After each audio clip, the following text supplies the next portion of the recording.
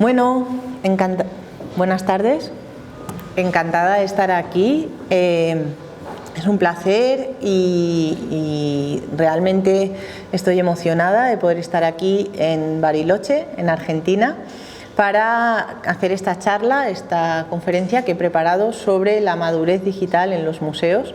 Un momento de cambio tras precisamente la pandemia de la COVID-19 que tuvimos y cómo esto está repercutiendo en nuestra sociedad y en lo que somos hoy en día. Yo soy Ana Martí, como bien han comentado, la directora de REMED y, por supuesto, este es un tema que me obsesiona desde hace algún tiempo. Bueno, antes de continuar con la charla, quiero agradecer la invitación del MUTEC, especialmente de María Fernanda, para venir aquí, para hacer tanto un taller que he hecho durante esta semana en el museo y con otros profesionales de museos y la charla de hoy. La verdad es que el taller ha funcionado muy bien, hemos estado con mucha implicación y han salido cosas y propuestas muy interesantes. Y me llevo sobre todo contacto con muchas personas que supongo que a partir de ahí luego saldrán otros proyectos y otras sinergias entre REMED y la parte latinoamericana y en especial la parte de aquí de Argentina y en este caso de Bariloche. Gracias, por lo tanto. Los museos son lugares de distensión, de aprendizaje, de placer, son lugares en los que cada vez más podemos trabajar, acercarnos a cierta diversidad y eso es lo que nos lleva, junto con la tecnología y el uso de la tecnología, a lo que podríamos llamar la museología 4.0, que es lo que es el tema de mi tesis doctoral, ¿no? Con lo que me especialicé. Yo soy profesora en la Facultad de Bellas Artes, en la Universidad Politécnica de Valencia y dependo del Departamento de Comunicación Audiovisual, es mi área. Yo doy clases de fotografía, vídeo, de tema audiovisual. Y también estoy en un grupo de investigación en un instituto de diseño y fabricación donde tenemos un pequeño grupo que estudiamos el tema de museos y estrategias, etc. A partir de la pandemia de la COVID-19, justo en marzo de 2020, yo, junto con algunos alumnos y alumnas del Máster de Gestión Cultural y algunos profesores y profesoras de mi departamento, decidimos empezar a construir lo que es REMED, la Red de Museos y Estrategias Digitales, que empezó en marzo de 2020 con 120 personas y a día de hoy ya contamos con más de 1.200 usuarios de España y América Latina, normalmente de países hispanohablantes, porque nosotros nos referimos, una de las cuestiones importantes de REMED es que hablamos en español y nos dirigimos directamente a nuestra comunidad en nuestra lengua materna, que es el español. El tema de los museos y la tecnología digital se ha estudiado ampliamente en el ámbito anglosajón desde hace más de 15 años, pero en el tema de hispanohablante teníamos que irnos a esos congresos, a esas ponencias que se hacían en otros países para poder contar lo que se estaba haciendo aquí. Había ese hueco, REMED se empezó haciendo de una forma muy sencilla y muy humilde y fue creciendo viendo que había esa necesidad, ¿no? Un espacio donde compartir experiencias, donde ver qué estaba pasando y ver qué estaban haciendo los museos de nuestro entorno y qué se podía aprovechar, etcétera, etcétera. A partir de REMED nace también el proyecto del Congreso CIMED y el próximo Congreso CIMED lo haremos en el Museo Guggenheim de Bilbao en diciembre, el próximo diciembre de este año 2023, que será una jornada específica para llevar el tema de los museos. El Congreso lo decidimos hacer bienal, cada 2 años, y el año que no hay congreso a lo grande, hacemos un pequeño CIMED viajero. Este año se va a Bilbao y en el 2025 todavía está abierta la convocatoria, no sabremos dónde viajará el Congreso. No sé si conocéis REMED, la Red de Museos y Estrategias Digitales, pero es una red gratuita en la que te puedes escribir rellenando el formulario que está en nuestra página web. Entras en la web de REMED, Red de Museos, si lo buscáis en Google.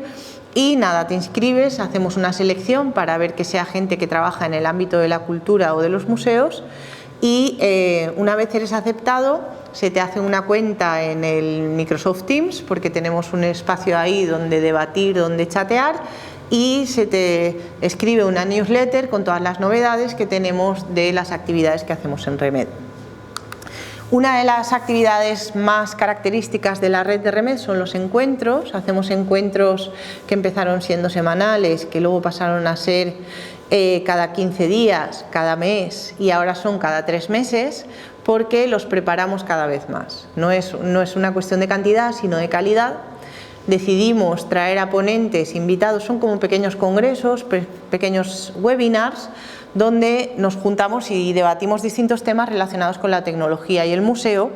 Los 2 anteriores que hemos hecho en esta primavera-verano de allá de España, bueno, a partir de en este año 2023, ha sido el de marzo de las perspectivas de género y feminismos tecnológicos en museos, que se hizo en marzo, y el de inteligencia artificial, que se hizo en el mes de junio. La inteligencia artificial es un tema que ha venido pisando fuerte en los museos y le dimos pie en este encuentro, y la verdad que tuvimos mucho éxito porque, no recuerdo ahora, pero tuvimos más de 200 personas conectadas al webinar, ¿no? En un mismo momento. Es de los temas que más seguimiento ha tenido de Remed. Aquí tenéis los ponentes que invitamos. Normalmente nosotros intentamos que sea gente de España y América Latina, no siempre que sean del ámbito español, sino un 50-50, y también intentamos que haya una representación de profesionales de museos, de gente que trabaja en el ámbito del museo, comisarios, por otro lado investigadores e investigadoras de universidades, y por otro lado gente que trabaja en empresas tecnológicas relacionadas con el tema de los museos.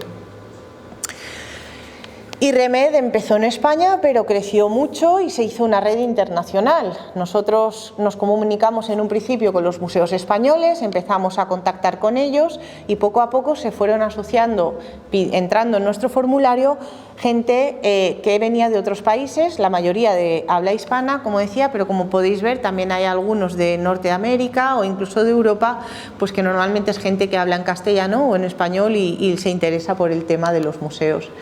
En concreto, en América Latina tenemos representación de la mayoría de los museos, incluso de Centroamérica. La mayoría vienen de Argentina, o sea que es un placer y quizá no es casualidad que estemos hoy aquí, pero bueno, tenemos de Argentina, Brasil, México, Chile, Ecuador, Colombia, Cuba, Bolivia, Honduras, El Salvador, Guatemala, Paraguay y República Dominicana, ¿no? Como decía, la mayoría vienen de Argentina, el 23%, pero también de México, Perú, Colombia, Brasil. Incluso, no sé si se ven, están muy pequeñitos, ¿no?, los nombres, pero algo se ve, sí, Bolivia, etcétera. Es importante esta representación porque en Remed no es solo ver qué están haciendo los museos grandes y pequeños, grandes y medianos, sino qué están haciendo los museos pequeños, qué están haciendo las comunidades y las distintas experiencias, y esto nos abre una puerta a mirar qué otras realidades tenemos y cómo podemos colaborar entre nosotros para sacar proyectos. En un futuro cercano, el próximo mes de septiembre, dentro de, pues ahora ya casi que 15 días o un mes, vamos a inaugurar HUME, el Hub de Museología Experimental, en la Universidad Politécnica de Valencia, donde yo trabajo. Es un espacio dedicado a la investigación, un concentrador entre esas empresas, museos y investigadores de distintas universidades, ponernos con proyectos en concreto. Todo esto nace precisamente por la experiencia que estamos teniendo en Remed, que se ha visto que, pues por ejemplo, a un museo le dan una concesión le dan una subvención para digitalizar algo y de la noche a la mañana tiene que ponerse en contacto con empresas, no sabe a qué empresa llamar, quizá tiene que llamar al museo de al lado para que le diga con quién ha trabajado, pero quién ha hecho una aplicación, yo quiero hacer una aplicación para el museo, con quién lo puedo hacer, qué precio puede tener e incluso qué me puede interesar más, si hacer una aplicación o hacer un videojuego o quizá hacer una página web, que no la tengo, y quizá deberíamos empezar por eso, que es lo más básico, ¿no? Y quizá esa es la necesidad de que colabore un museo con unos investigadores que le digan, pues mira, a día de hoy lo más interesante sería que hicieras una aplicación con este tipo de tecnología o que colabores con esto, y una empresa del sector con la que hablar. Entonces el Hub lo que pretende es un poco poner en común a todas estas entidades. Todo esto empezó con el laboratorio de experimentación, con la materialización de una parte de mi tesis doctoral, que era sobre el Museo Arqueológico de la Almoina, en Valencia. Es un museo que está en el centro de la ciudad de Valencia y tiene restos arqueológicos desde la época romana, la época árabe y musulmán, la visigoda y hasta la actualidad, ¿no? Se han ido trazando las diferentes capas dentro de la ciudad, y es un museo en el que es muy difícil ubicar qué ruina pertenece a qué. Entonces colaboramos con ellos para hacer una experiencia con realidad aumentada, con un holograma, que era una guía virtual, que es esta señora de aquí, que se llamaba Cleia, y iba vestida de romana, es una actriz que contratamos y que te iba explicando un poco los diferentes hitos del museo. Aquí tenéis un vídeo que es un ejemplo de cómo funcionaba la interacción con la guía, y lo que nosotros investigábamos era precisamente eso, cómo interactuar con un avatar, digamos, con un, avatar sería hoy en día, con un holograma en este caso, que te contara la experiencia del museo. Hola, acérquese, por favor.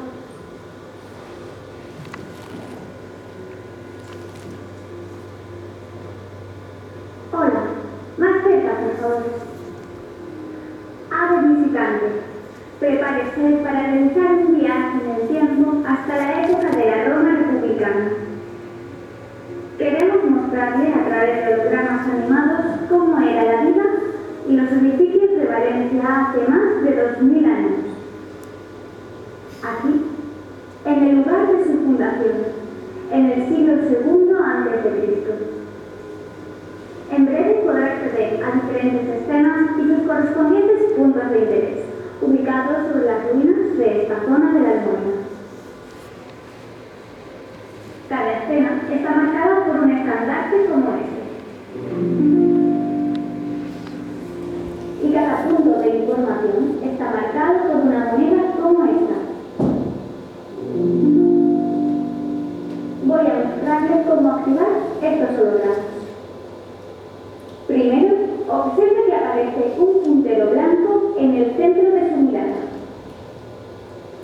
Ahora, mueva la cabeza hacia el medallón del estandarte y verá cómo se activa un círculo de luz.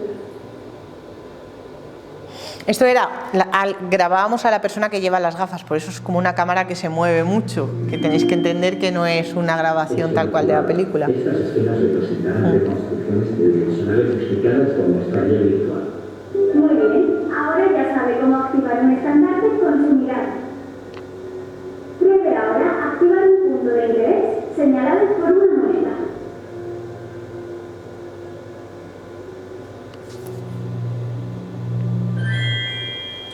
Al activar estos puntos, le contaré pequeños detalles interesantes. Como por ejemplo, sabía que el símbolo que aparece acuñado en todas las monedas de Valencia fuera con un copiar o cuerno de la distancia. Perfecto, ahora ya sabe activar escenas y puntos de interés. Esta experiencia está organizada en 4 escenas. Ya puede explorar su alrededor y activarlas. Esperamos que disfrute de la experiencia. Entonces, de alguna manera, el reto que tenemos con lo que denominamos la museología 4.0 o la museografía 4.0 es cómo generar esas cartelas virtuales, ese recorrido en el espacio presencial que a la vez tiene elementos virtuales, y que la gente lo pudiera utilizar de una manera naturalizada. Obviamente, cuando te pones unas gafas de realidad aumentada o de realidad virtual, estás interactuando de una forma diferente. No sé si habéis probado alguna vez unas gafas de realidad virtual, pero tú ya te sientes de alguna manera como violentado en un espacio diferente, te mueves torpe todavía tenemos que habituarnos. Acordaros de la primera vez que cogisteis un ratón, los que no sois tan jóvenes, cómo te costaba mucho orientarte dentro de la pantalla hasta que luego ya te ibas habituando. Pues esto nos está pasando precisamente lo mismo, y hasta que nos terminamos de habituar vamos a ir haciéndolo, pero los dispositivos nos lo permiten. Cada vez más tienen el eye tracking,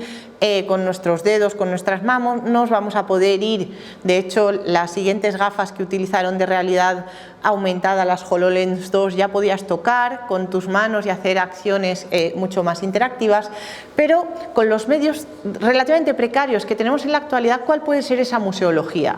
Entonces, con los medios que tenemos aquí, ¿cómo podemos decirle al espectador que tiene ahí unos puntos de interés y cómo se tienen que activar? La mayoría de veces con este nuevo tipo de dispositivos tienes que hacer un pequeño training, como el training que habéis visto, y entonces luego ya se termina de programar y se sigue haciendo.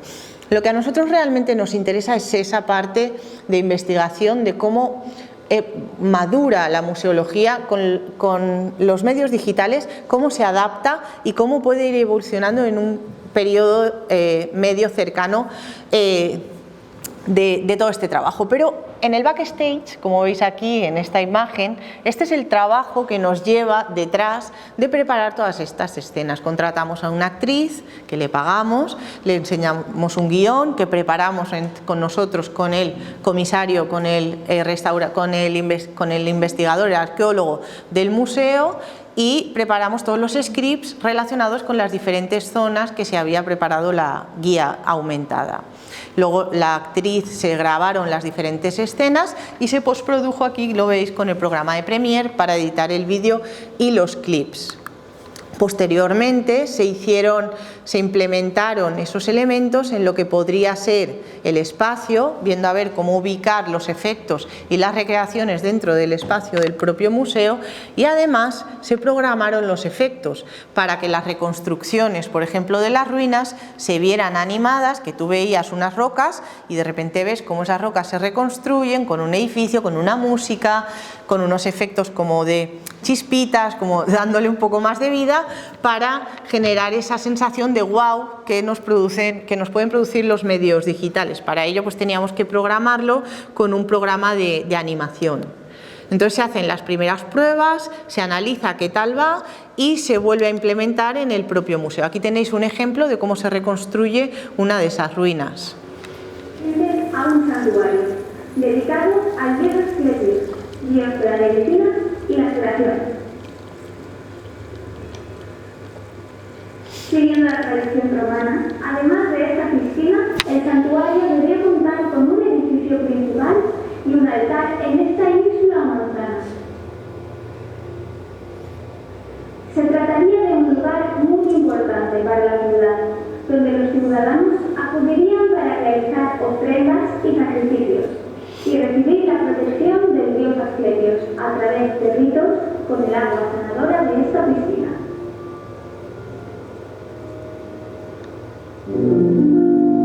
Entonces te aparecían las monedas que tú podías reactivar con la mirada.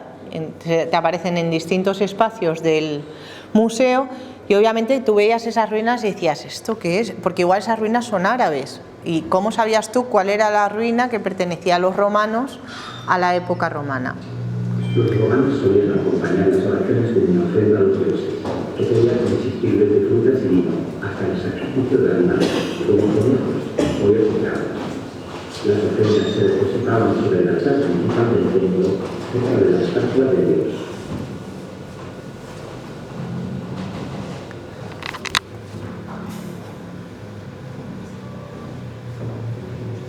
Es que no sé si lo puedo avanzar así. ¿Otra vez? Vale, perdón, que lo he reiniciado. Es que quería como rebobinarlo hacia el final. Si nos da tiempo luego, os lo enseño entero. Ay, no, se nos quedó ahí hablando. Calla. Dedicados al dios Asclepios, dios de la medicina y la curación. Salimos y volvemos a entrar. Vale. Luego, si tenemos tiempo, os lo pongo entero, pero si no, no quiero aquí quitar demasiado tiempo porque quería rebobinar hasta el momento que se viera. Ahí veis, por ejemplo, cómo sí que se reconstruye un templo después del efecto ese que se va reconstruyendo. Y aquí toda la parte de producción, de programación de los diferentes ejemplos. Esto era en la parte videojuego, que luego se termina de implementar en el espacio. Pues quieras que no, aquí necesitas un equipo de grabación, necesitas a un actor, necesitas a alguien que sepa de efectos especiales en vídeo, alguien que sepa de vídeo, de edición de postproducción y de creación de assets, de elementos en 3D. Algunos los comprábamos en la biblioteca, que te puedes comprar los 3Ds, otros los teníamos que hacer nosotros, como por ejemplo el estandarte, etcétera. Con lo cual supone un esfuerzo grande, pero esto era en 2018. Si esta misma experiencia la queremos hacer hoy, la podemos hacer por menos de la mitad del tiempo, o sea, y sobre todo del coste. ¿Por qué? Porque tenemos herramientas que nos facilitan estos efectos, tenemos herramientas que nos facilitan ni contratar a una actriz, sino coger a un metahumano que me sirve, que puede estar hablando. Entonces, lo que nosotros empezábamos a investigar muy precariamente en estos momentos, en este momento ya está llegando a una madurez suficiente porque la tecnología va rapidísimo, va muy rápida.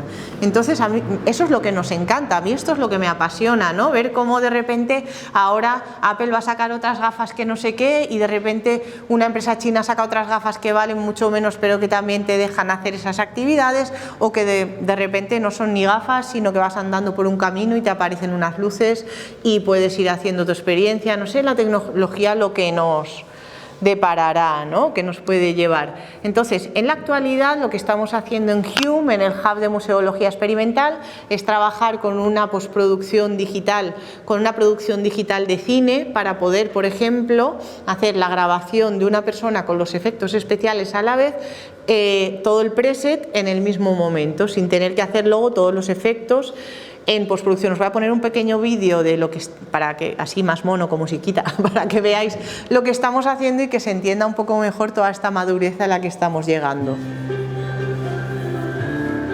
Este es nuestro laboratorio en Valencia y este es el equipo.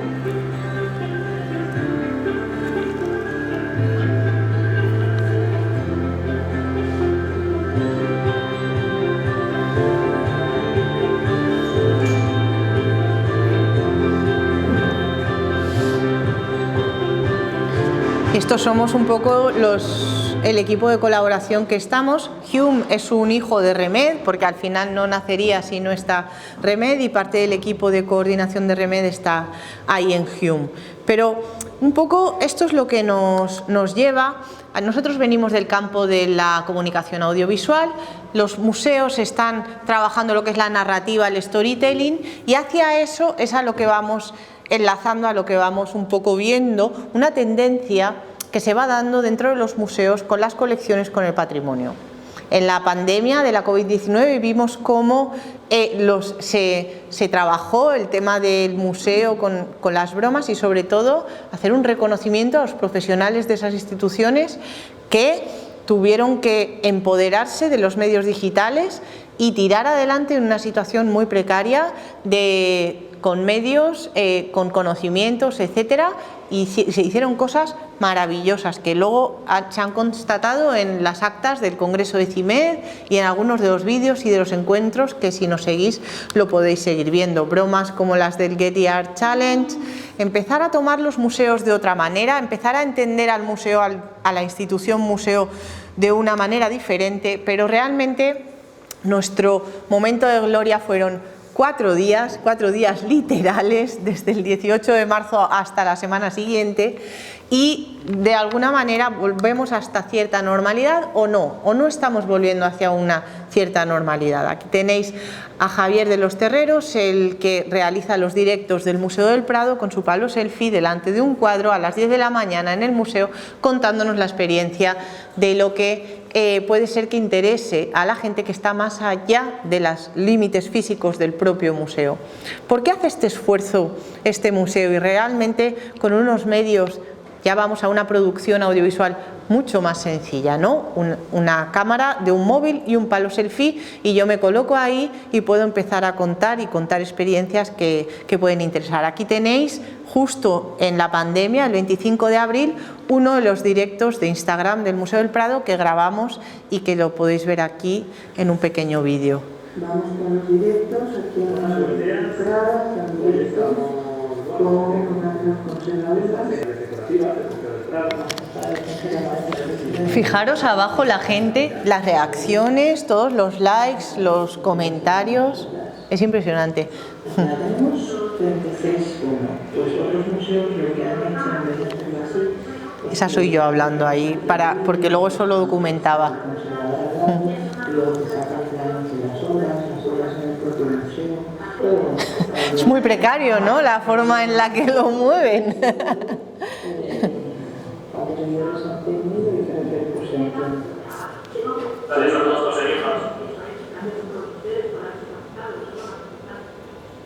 Pero ahí estaban todos esos profesionales en un momento difícil, tirando adelante, lanzando estas propuestas. ¿Qué ha pasado con los directos del Prado?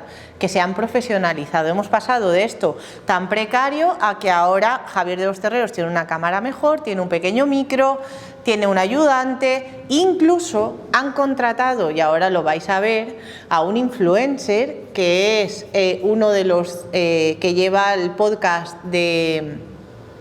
ahora lo diré, luego están, si no, luego lo veremos.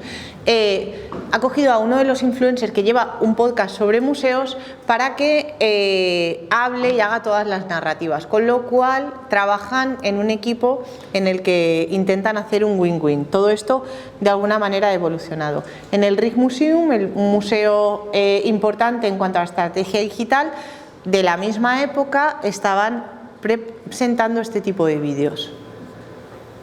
El comisario, desde su propia bicicleta, en chándal, contándonos cómo es la historia de no sé qué cuadro, que a partir de ahí va. O sea, realmente es una forma de naturalizar la experiencia, de mostrar la humanidad que hay detrás del museo y que esto luego pueda tener ciertas consecuencias. Una consecuencia de ello es el canal de TikTok de la Galería Uffizi, donde empiezan a hacer algunas bromas relacionadas con el patrimonio que guardan. La Galería Uffizi es una galería que tiene muchísimos visitantes presenciales, pero que se dieron cuenta de que no tenían público joven y decidieron ampliar y crear un canal de TikTok en el que invitar a los jóvenes a disfrutar de su patrimonio. Y aquí he grabado algunas de las publicaciones que tienen a día de hoy la Galería Uffizi en su TikTok.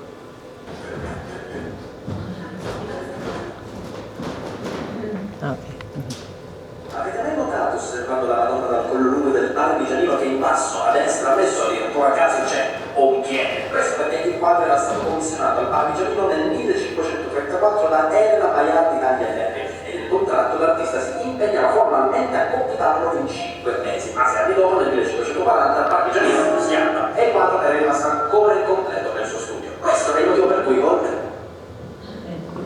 Ese... Solo lo siguen los italianos a esa velocidad.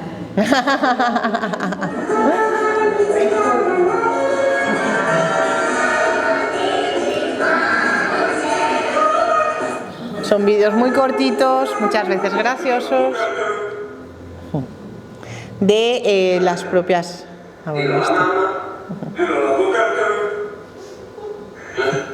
Ya está. Entonces, bueno, esos son vídeos muy sencillos, pero ¿qué producción audiovisual tenemos aquí? ¿Cómo han hecho esta producción? Con la propia aplicación de TikTok, con las propias herramientas que te da la aplicación, más los elementos que sacan, las músicas, las sacan de ahí también, solo tienen que grabar uno de los cuadros y referirse a una de las obras que tiene.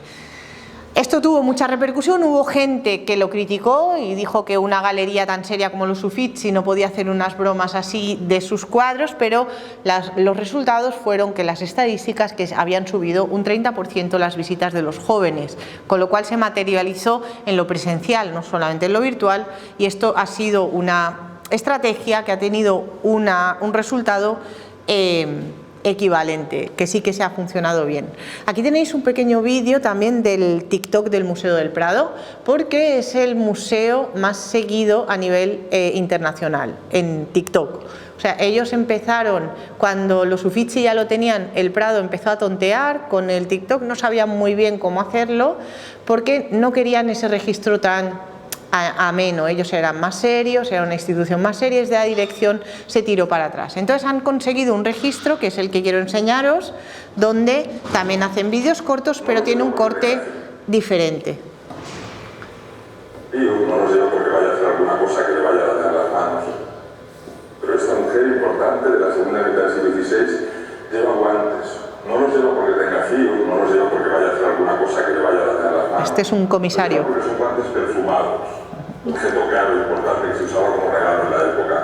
Pensando en una época en la que era difícil limpiar habitualmente el entorno, limpiar la ropa. Una solución es tener cerca, en la cama, por ejemplo, siempre algo que huela bien. Sí, para celebrar este premio nos hemos querido vivir al sitio, bueno, a dos sitios, al propio Museo del Prado y a la cuenta de TikTok, su interior de ese museo. Una cuenta seguida por más de 475.000 personas, lo que la convierte en la cuenta más seguida por un museo de arte. Una cuenta en la que cada semana se suben 1 o 2 vídeos contando curiosidades y cosas que suceden entre estas paredes. Una cuenta en la que participan prácticamente todos los departamentos del museo, porque lo recalcan es un trabajo muy bien. Como así que desde el lugar de la noticia, nunca mejor dicho, desde el interior de la cuenta de TikTok del Museo del Prado, nosotros también le damos la enhorabuena. Mira, le acaban de dar un like a este vídeo. Nos despedimos porque uno de los primeros mandamientos de TikTok, una regla no escrita, es que los vídeos no duren muchísimo. Sí. Entonces cogen actores, gente importante, como decía, los influencers, y los entrevistan. Las recomendamos ver sin falta, os enseñamos 10, acercaos al tríptico. ¿Y vosotros? ¿Cuál es la obra que siempre visitáis cuando venís al Museo del Prado? Decidnos en comentarios. Pero bueno, lo que sí que queremos, lo que quiero remarcar de todo esto es que hay una comunicación diferente. Tú puedes elegir el registro que quieres desde tu institución, sea más ameno, sea más sobrio o sea más intermedio, pero puedes aún así llegar a otro tipo de público, a un público más joven, puedes aún así crear otro tipo de narrativas. Tenemos una nueva oportunidad de vincularnos con esas audiencias, con las audiencias que piensan que un museo es un mausoleo, que es un sitio donde no está dedicado para ellos, y precisamente los medios digitales nos lo permiten. ¿Cuáles son estos retos? Los que tenemos desde el museo como institución tiene algunas limitaciones que las hemos estado trabajando en el taller de esta semana. Normalmente son plantillas que están limitadas en cuanto a la capacitación de lo digital, pues son conservadores que se han dedicado, han estudiado conservación, restauración, que han estudiado comunicación, pero no comunicación digital muchas veces, y hay que formar a esas plantillas y hay que terminar de adecuarlas o traer personal nuevo que esté más capacitado o que tengan esas otras aportaciones que no tiene el personal actual. Luego también hay una limitación importante, es la multitarea del personal existente. En REMED esto lo estamos viendo constantemente. Son gente que, normalmente la gente que está, por ejemplo, hoy aquí, que os habéis movido por venir a escuchar estos temas, la gente que se inscribe a REMED son gente que se interesa por los museos, que se interesa por su trabajo. Yo puedo trabajar y ya está, o puedo trabajar y actualizarme e ir un poco más allá. Pero normalmente la gente que trabaja en patrimonio es una gente que es devota por su trabajo y que de repente estás aquí y estás haciendo lo de más allá, llevas las redes, mueves la cortina, haces no sé qué y tienes que estar haciendo un montón de cosas. Y a partir de ello se nos genera una sensación como de multitarea que nos asfixia, y sobre todo con lo digital. Y llegamos a coger una fobia a lo digital muchas veces, precisamente por esto. También tenemos grandes archivos por digitalizar, o como que lo digital viene muy grande y no sabemos por dónde atacar. ¿Por dónde empezamos? ¿Desde el principio, desde la página web? ¿O desde dónde vamos a empezar a digitalizar nuestro museo? ¿Qué potencial tenemos? Un público con ganas de interactuar, un público con ganas de entrar y hacer cosas en mi museo, el potencial de generar un storytelling relacionado con el patrimonio. Esto es muy importante porque tenemos mucho patrimonio, como veis, en el Museo del Prado y en tantos otros museos, en el museo local que tendremos aquí al salir, que sea interesante que contar y que tenga una narrativa que pueda interesar al público en general. Y luego la importancia de lo presencial. Entonces, el museo no puede ser neutral, el museo tiene que quedarse y decidir cuál va a ser su futuro en cuanto a la tecnología digital. Pero la brecha digital muchas veces está en el propio museo. ¿Por qué? Porque Europeana es un sitio creado precisamente desde los museos y las bibliotecas para digitalizar el patrimonio europeo, y es un portal que hasta hace 2 días, porque este es el pantallazo que estaba de hace 2 meses y ahora precisamente lo han cambiado, lo cual me alegro muchísimo, pero que hasta hace 2 días tú entrabas en su home y te decían esto: descubre el patrimonio digital europeo, una lupita. ¿Y yo qué voy a buscar ahí? Yo qué sé qué quiero buscar. Picapiedras, cuadros, flores. ¿Qué vamos a buscar ahí en todo el patrimonio europeo? Por favor, ayúdenme. Y entonces se me ocurre buscar casa y pongo la palabra casa y me aparece esto: unas cuantas imágenes, unos objetos relacionados con la palabra casa dentro del archivo, pero que aparecen miniaturas, y un montón de vocablos que son lo que hacen el archivo, ese tesauro, que tengo que hacer filtrajes yo ahí para ver. Esto está hecho para los investigadores y las investigadoras, para los expertos, no está hecho para el público en general. Y en ese mismo momento, cuando hacemos este registro, el Rijksmuseum, uno de los museos más referentes, que eso fue a finales del año pasado, en noviembre o diciembre de 2022, lanza su página web y le dan un premio. ¿Por qué le dan un premio? Precisamente por el apartado de la web de Stories. Si os fijáis aquí arriba, no se ve muy bien, pero tiene una imagen muy grande y ahí arriba hay como 4 ítems. Uno de esos que aparecen ahí en blanco chiquitito es el de Stories. Si clicas ahí, te lleva a este apartado, este sí que lo he grabado de hoy, que son historias relacionadas con el patrimonio, que las sacan cada semana, como si fuera una serie de Netflix, que tú cada vez vas descubriendo cachitos de lo que te va contando el museo relacionado con su patrimonio. El Museo del Prado lo hace todos los días a las 10 de la mañana, es storytelling. Los del Rijksmuseum deciden hacerlo en producciones más trabajadas a nivel audiovisual y hacerlo, pues no sé, cada cierta periodicidad, no sé si cada semana, cada mes, van sacando una de estas historias. En esas historias tú puedes ver, son páginas web interactivas donde puedes ampliar un cuadro y con esos clics que tiene ampliar información sobre ese cuadro, pero también os he grabado de esta misma tarde una de esas stories, cómo la puedes explorar, para que lo veáis. Cuando estamos en la web, si por ejemplo queremos escuchar esta historia, aquí nos aparecen otras, pero imaginaros que, de acuerdo, yo quiero ver esta de Vermeer. Aquí nos ofrecen otra. Vale, vamos a ver esta. Entonces, vamos a hacer una pequeña introducción así visual y vamos a ver la visita de ampliada. Bajo el volumen. Welcome to the painted world of Johannes Vermeer, a world filled with mysteries that we're going to unravel together, where every painting tells its own story, stories full of colour, light, and extraordinary beauty. I'll be taking you to see all the paintings that made Vermeer famous, world famous in fact. We may know his paintings, but who was the painter Vermeer? The man himself is a mystery, and his artworks tell their own mysterious stories. Tap into Vermeer's world and get closer to him than ever before. The Milkmaid will lead us to the place where his story begins. Eso soy yo grabando la pantalla, pero vale. Ok, pensaba que lo paraba. She has brought us to the riverside where Johannes Vermeer must have also walked. It's the 17th century, and the city of Delft is booming. Vermeer, well, a ver, me está contando un cuento, me está contando una historia. Yo entro y tengo una imagen en la home a todo trapo, de lado a lado de la pantalla. Y además me insinúa que hay otras historias que puedo seguir. Voy clicando y me aparece esta voz de este señor que me va contando cosas, que tal, yo en cualquier momento puedo parar esa narración, analizar ese cuadro, seguir investigando, etcétera, etcétera. Pero de buenas a primeras no asumen que yo quiero encontrar, que yo sé lo que quiero encontrar, sino asumen que quiero divulgar, que quiero descubrir, y me van explicando todo esto una cosa detrás de otra.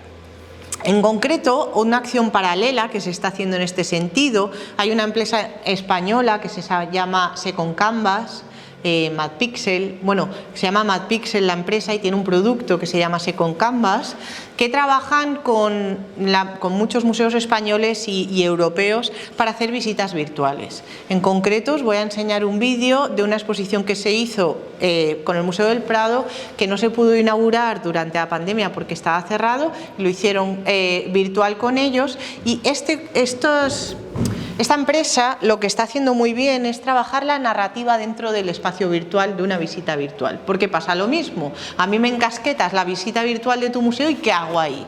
¿Hacia dónde voy? ¿Cómo me muevo? Si precisamente eso ya me cuesta en un museo presencial, si además estoy detrás de la pantalla, que viene mi hermana, que se oye el perro, que pasa no sé qué, es que voy a dedicarle 2 segundos a la visita virtual. Como no le añada storytelling, música, movimientos, interacción, no voy a conseguir que ese espectador se interese por los contenidos. Vais a ver aquí de hecho, esta fue una de las primeras experiencias que el Prado intentó monetizar y sí que pidió una entrada para ver la visita virtual, que de hecho todavía se mantiene. Si ahora lo queréis ver, creo que hay que pagar 2 euros o algo así. Es una entrada mucho más económica que la entrada del Prado, pero sí que te permite verlo. Ahora yo les hice trampa y lo grabé con la pantalla para que no lo tengáis que pagar y podéis verlo, y si ya os gusta luego queréis entrar a la web y lo veis. Le he hecho trampa al Javier Pantoja, que es el jefe del área digital. Esa soy yo otra vez hablando. Nos recibirás un correo para comer y el enlace de acceso. Dispones hasta las 23 del día siguiente el primer acceso para disfrutar de la visita, ¿vale? Entonces vamos a iniciarlo.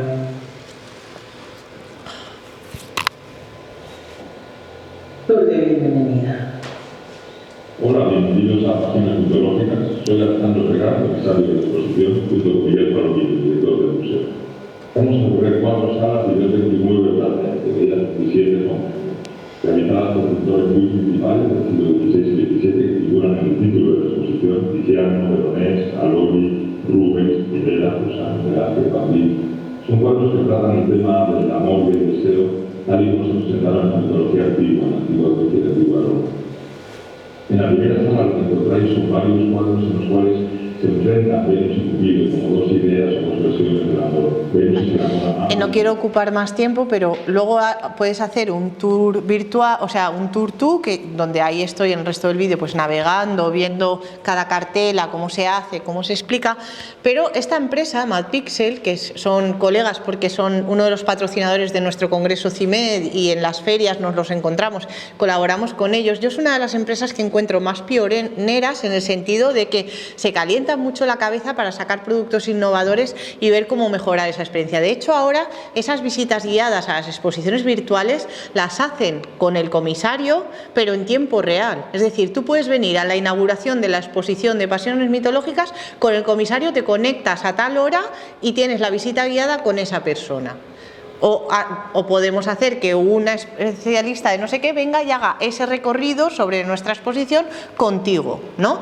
Hacen que lo virtual se convierta en el momento actual, o sea, que tenga un momento preciso y que se socialice a partir de esa experiencia. Y están haciendo otro tipo de experiencias que están funcionando muy bien. De hecho, hablando con ellos, nos estaban diciendo que estaban hablando con una productora española para hacer una serie sobre lo que pasa en los museos por las noches, porque cuando ellos digitalizan, van por la noche para tener mayor resolución, por la temperatura y por otro tipo de cosas, porque hay menos ruido, sobre todo.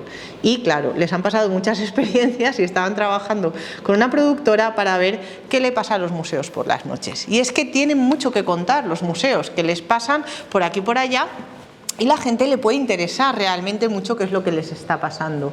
Aquí tenéis la Wellcome Collection, es un museo de Londres que trabaja mucho la narrativa, ellos trabajan mucho el storytelling, como contar historias relacionadas con la ciencia. De hecho, yo de museos de ciencia son el mayor referente que tengo de cómo trabajar la divulgación científica. Ellos tienen, sobre todo, os recomiendo que sigáis su canal de Twitter, donde van haciendo bromas constantemente sobre algunas de las adquisiciones que tienen, que sale una enfermedad, que se habla de no sé qué, cogen cualquier excusa para meterse incluso a hablar de temas un poco más escabrosos, ¿no? Pero realmente vamos aquí, los museos como pequeñas productoras audiovisuales, ya no solo tenemos que comprar un móvil, tenemos que comprar un micro, tenemos que contar historias con la propia aplicación del móvil, pero quizá nos podemos convertir, profesionalizar un poquito más esas historias para que lleguen mejor a la gente. Hay un museo valenciano que es el Centro del Carmen, Centro del Carmen de Cultura Contemporánea, por eso tiene tantas Cs, que sacó el año pasado una webserie de capítulos seriados de ficción, una serie de ficción rodada precisamente desde un museo como contexto. Pérez Pont, que es el director del museo, que es ese señor que tenéis ahí en el centro, contrata una productora audiovisual que se dedica a hacer programas de televisión para que graben una serie en su museo. Y contratan actores y graban una serie que ha tenido más de no sé cuántos millones de visitas en la web. Os voy a poner el tráiler de la serie para que lo veáis, que ha funcionado bastante bien. De hecho, uno de los de la empresa que trabaja en la productora está haciendo ahora la tesis doctoral con nosotros, investigando precisamente el potencial de los museos en cuanto a la narrativa.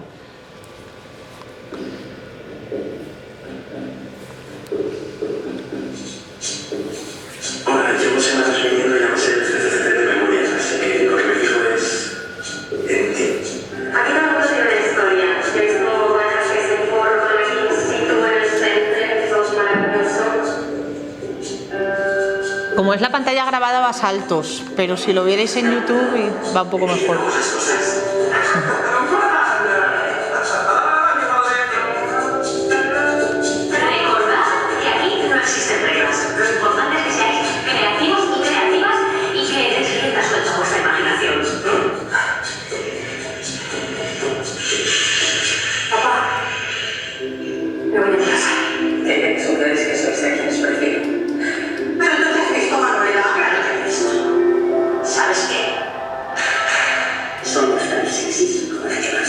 Ahora van a sacar la segunda temporada. Han sacado, no sé si 6 capítulos, 12 capítulos y sacarán la segunda temporada. Es una serie muy inclusiva con el tema LGTB, porque es un museo que está dedicado a los jóvenes, que realmente promueve mucho la interculturalidad, y precisamente el guión va un poco por ahí, ¿no? El guión de la propia serie que han hecho. Como decíamos, las narrativas que se van haciendo desde TikTok. Hay otro museo muy interesante que es el museo de Black Country Living Museum, que está en Inglaterra, que es un museo viviente donde la gente está hecha de actores y van contando lo que hacen. Si seguís su canal de TikTok, por ejemplo, y también en Twitter, van contando vídeos, pequeños vídeos, que este no lo he grabado, de lo que van contando las narrativas. Aquí quizás está el enlace, pero claro, es que internet no va.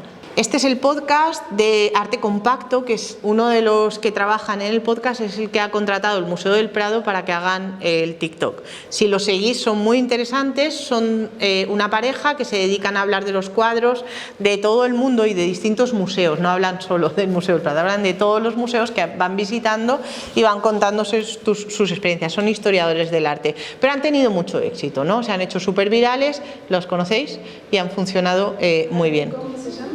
Arte Compacto.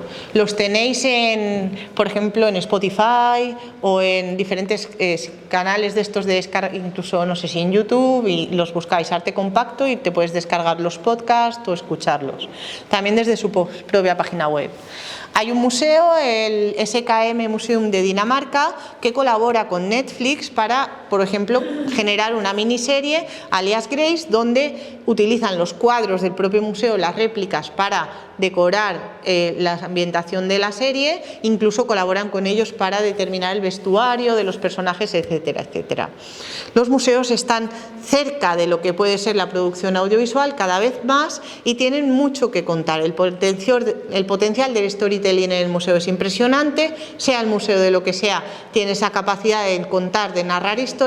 Los medios audiovisuales cada vez más están cerca de la sociedad y se pueden generar esas dinámicas. Vamos a ir descubriendo qué narrativas, qué guiones, qué historias podemos trabajar. ¿De qué manera? Utilizando bromas, temas llamativos, por ejemplo también en las redes sociales, buscando las conexiones entre la colección, el público y los temas actuales, sea el tema que yo tenga, adaptar las historias a los diferentes formatos y hacer cosas sencillas donde menos es más, donde muchas veces una acción que de un momento dado puede ser muy sencilla, luego puede tener una repercusión interesante. ¿Cómo podemos crear esas narrativas? Nosotros, soy un museo, ¿cómo me pongo a generar narrativas? Pues utilizando distintas voces, trabajando lo estético, que sea visual, que sea atractivo, dejando que cobren vida las propias historias, convirtiéndolas en virales, metiéndolas en sitios donde pueden recobrar otro significado y colaborar con otros museos, con otras entidades para generar todos estos conocimientos.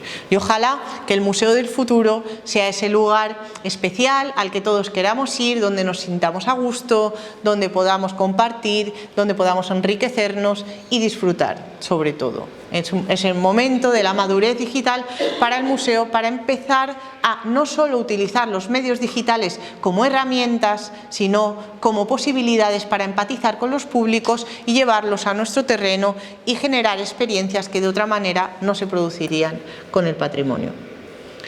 Esto es todo. Muchas gracias. Espero que os haya gustado.